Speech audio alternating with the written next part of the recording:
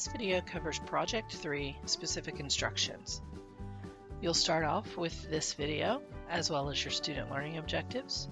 There are several things you should read, including some IKEA instructions. Please note what makes IKEA instructions unique. They have no words in them. It's merely pictures directing you on what to do. Why do you think that might be? How many countries does IKEA operate in?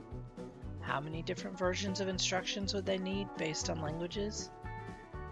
They don't include words because they have so many places they deliver, and it would be a logistical nightmare to make sure that only instructions in certain languages ended up in certain places. There's also a very cute video about giving exact instructions. I recommend you watch this and be ready to laugh. There are some prior student work samples as well as some instructions that I have created in the past. Now for this assignment, you will need to review Chapter 14 and look through all of the tips, tricks, and trainings videos because there are things there that will help you choose images, work with images, format documents, and so forth. The goal here is to create detailed instructions on how to do something that you love to do. It should be simple enough that someone who's unfamiliar with it could do it. In other words, don't be telling someone how to break down an entire engine and rebuild a transmission. That's not something that someone new to this would try for a first-time activity. Keep it to a small activity or a process. Anything super complicated is not going to work well because you want your person to feel accomplished when they've followed your instructions and achieved a goal. All the prior student work samples you see here will show how to send a text message on a certain kind of phone. That used to be the way that I had this assignment set up, but I've changed it.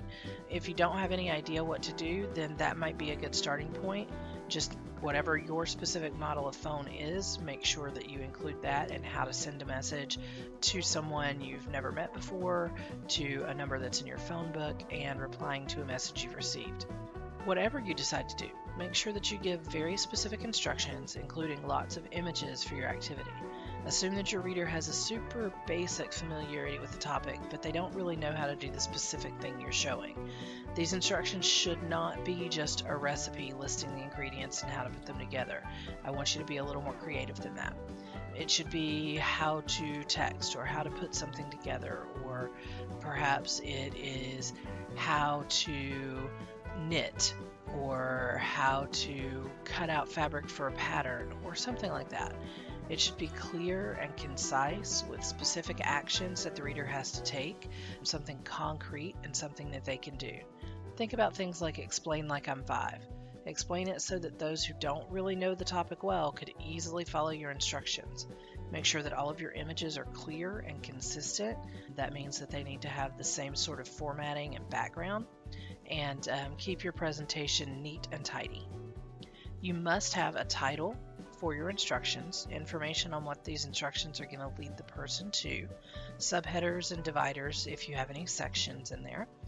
You'll need as many images as you need to clarify what you're doing, but you should have at least 5.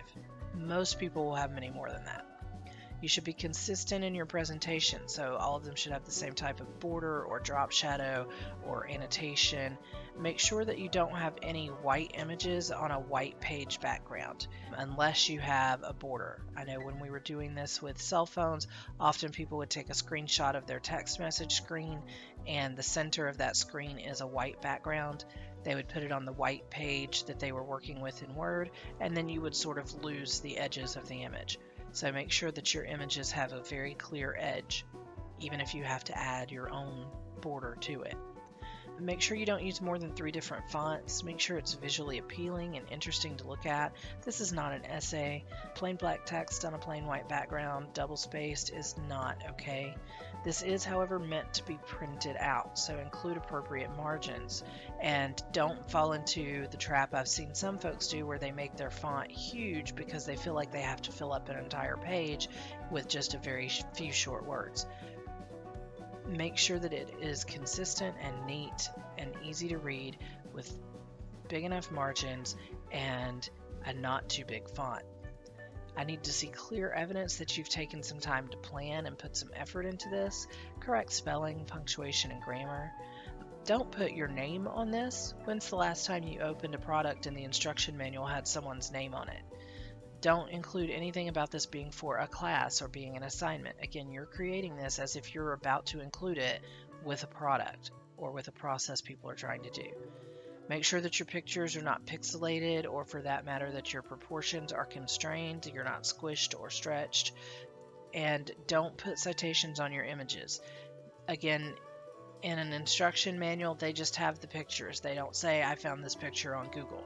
So make sure that you look for things that are under Creative Commons. And again, if you don't remember how to do that, those instructions are in the tips, tricks, and trainings area. As always, if you have any questions, shoot me an email and I'll get back to you just as soon as I can.